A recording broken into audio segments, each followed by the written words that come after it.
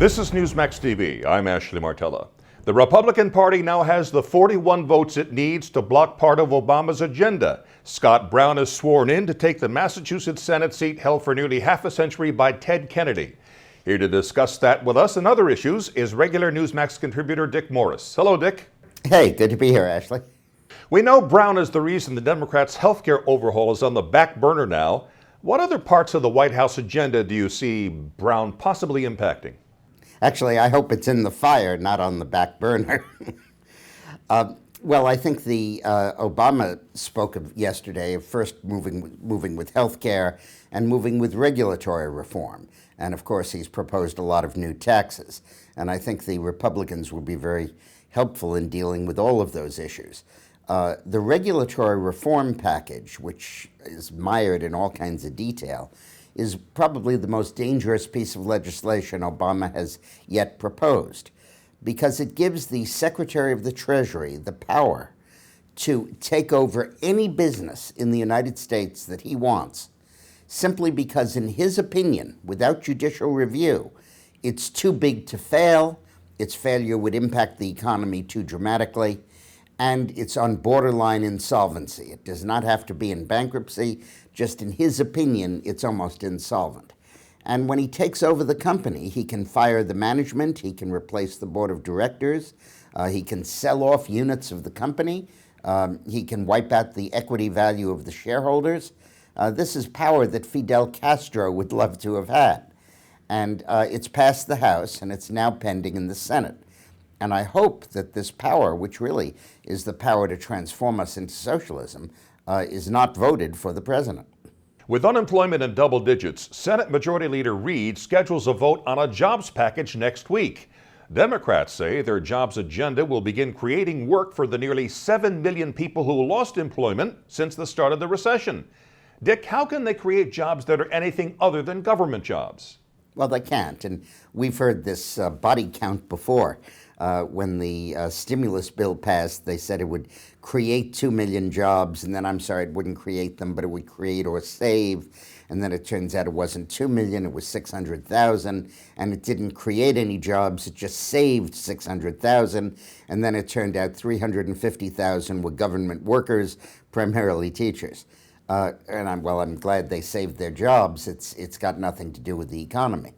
What Obama does not realize, or doesn't want to realize, is that when you spend money and you have to borrow that money, you are elbowing aside the other people that need to borrow the money, small businesses that do create jobs, or consumers who buy things that in turn create jobs, and they can't get loans. So in the last 12 months, Treasury debt has gone up 41%, but consumer lending and commercial lending is down by over 20%. And that's the exact opposite of what we should have happen. The only metaphor I can find is it's like the old medieval doctors who used to bleed the patients because that would cure them.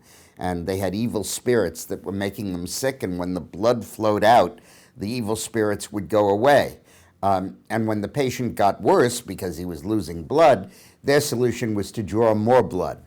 And that's kind of what Obama reminds me of at this point. Dick, you mentioned small businesses. Now, Obama's new budget calls for letting the Bush tax cuts expire, in essence, a tax increase for those making over $250,000 a year.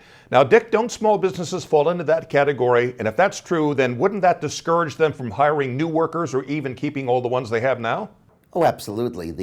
The prospect of big tax increases next year, and 12% increase in personal income taxes from 35 to 39.6, a 1/3 increase in cap gains from 15 to 20, reinstating the estate tax, raising the tax on dividends from 15 up to 20. All of those will scare people, and they're not going to make purchases or investments or create jobs or expand when they know that the boom is going to be lowered next year. It's like inviting a cow to have a wonderful final meal when they know they're going to get their head chopped off tomorrow. All right, instead of all the mistakes that you see Obama making, what should he be doing? There are two very simple ways to cut $1 trillion from the federal deficit. One is the stimulus bill gives him the authority to spend $800 billion, and he's only spent $300. He can get rid of that other authority, just simply not spend the money. That's $500 billion right there.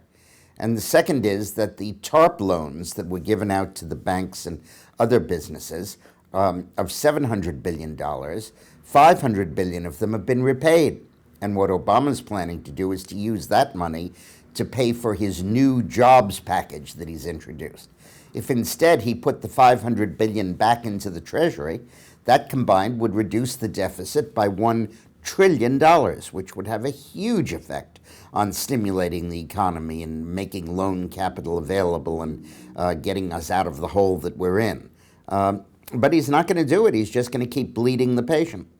So if you were his advisor, as you were to Bill Clinton, that's what you would tell him to do? Yeah, absolutely. I wouldn't last long because if he didn't do it, I'd quit. Okay. All right. And finally, Attorney General Eric Holder admits what pretty much everybody already knew, that he's the one who made the decision to try the Christmas Day underwear bomber in a U.S. civilian court, complete with Miranda rights and all. Now, Holder claims no other relevant government departments objected to that. Do you think he's being completely candid, Dick? Well, I think he's candid in that he made the decision, but obviously he understood what Obama's policies were, and his job is to carry out the president's policies. And if he did not ask the president where he should be tried, the question is, why didn't he? This is not a minor question. And obviously Obama's priority is to give civil liberties to those who would destroy us, rather than mine them for effective intelligence. But I want to know who put out the leak today that said that this guy was talking, that he was singing like a canary, I think they said, that he was cooperating with the intelligence officials. That's terrific. We're telling Al-Qaeda that this guy is revealing their plans, which tells them change your plans. And the only reason that we leaked that information was to defend the administration against the charge that by allowing him to lawyer up, we lost valuable intelligence. So to preserve political capital at home, we are materially helping Al-Qaeda attack us again. Do you think it was rather strange that Robert Gates was pretty much mum on this when asked about it? Yeah, I think it's strange that he was in the dark. I think it's strange that Blair, in charge of counterterrorism, was in the dark. I think it's odd that Janet Napolitano, in charge of Homeland Security, was in the dark. And I think it's odd that the President of the United States was not consulted. And I think that Eric Holder made the wrong decision, but he made it on behalf of the administration. Obama has to take responsibility for that. I remember when Bill Clinton kept trying to duck responsibility for Waco and palm it off on Janet Reno, when in fact it was his policy and his decisions, and that's not different from what's going on now. As always, Dick Morris, thanks very much, and we'll talk to you again soon. Thank you, Ashley. And thank you for watching Newsmax TV.